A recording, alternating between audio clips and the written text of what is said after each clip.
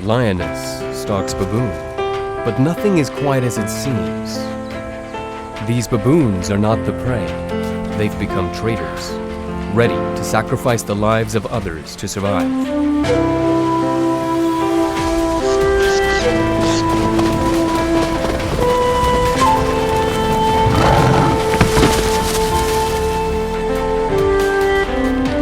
How do they carry out this betrayal?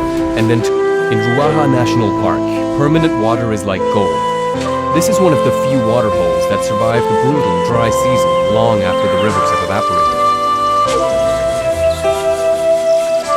It's a magnet for species that would normally inhabit the savanna. A troop of yellow baboons and a pride of lions live here year-round. They formed a strange alliance, thrown out of nature's rulebook.